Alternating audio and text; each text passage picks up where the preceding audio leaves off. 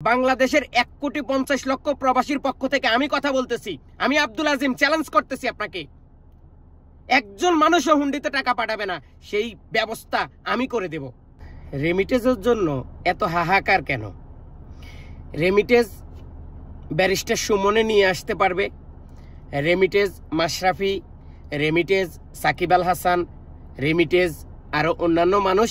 সবচেয়ে বেশি রেমিটেজ নিয়ে আসতে পারবে আমাদের সুরলা শিল্পী মমতাজ। মমতাজে এক সময় এই কথাটা বলছো, প্রবাসীরা 1 টাকা 2 টাকা করে ইনকাম করে রেমিটেজ পাঠা, আর আমি এক রাত্রেই 20,000 25,000 ডলার রেমিটেজ বাংলাদেশে নিয়ে আসি। ওই কথা থেকে এখন এই কথা চলে আসে, আপনার কাছে যেই জায়গাটা আছে আমার কাছে এই জায়গাটা নাই। কারণ আপনার সম্পদের জন্য অনেক মানুষ হাহাকার করে, আর আমার সম্পদটা আমি যত্ন করে রেখেছি আমার ওয়াইফের জন্য। তো এজন্য রেমিটেজের জন্য হাহাকার না করে রেমিটেজ কিভাবে বিদেশ থেকে দেশে নেওয়া যায় সেই ব্যবস্থা করতে হবে সরকারকে। রেমিটেজ সাকিব আল হাসান নিয়ে আসবে না, রেমিটেজ ব্যারিস্টার সুমন আনতে পারবে না, রেমিটেজ কোনো মন্ত্রী মিনিস্টার আনতে পারবে না।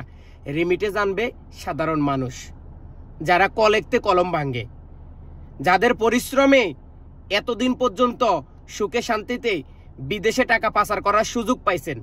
আজকে তারাই প্রতিক্ষেপ নিয়েছে, আজকে তারাই কঠোর হয়ে গেছে, আজকে তারাই আপনাদেরকে রেমিটেজ দিবে না, আজকে তারাই রেমিটেজ বাংলাদেশে পাঠানোর জন্য জোট বেঁধেছে, তারাই আজকে রেমিটেজ বাংলাদেশে যেন না দেয় সবাই আওয়াজ তুলতেছে। কেন জানেন?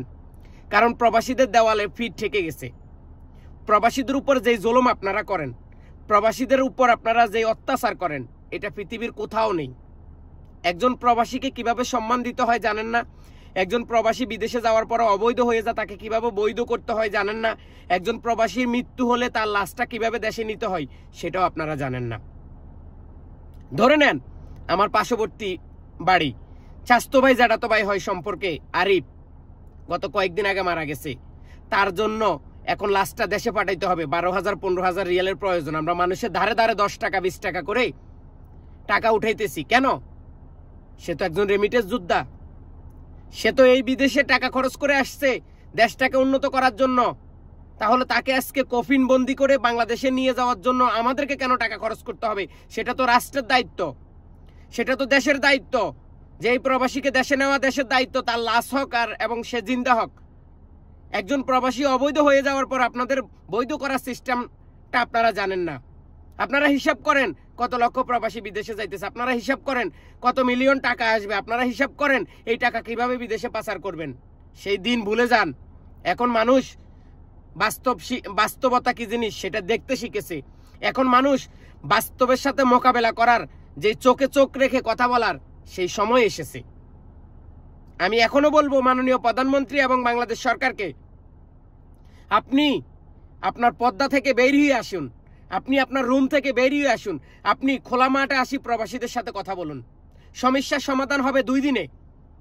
আমি আপনাকে বলতে পারি 1 সপ্তাহ ভিতরে, আমি 1 সপ্তাহ only 7 days আমি আপনার সমস্যার সমাধান করে দেব।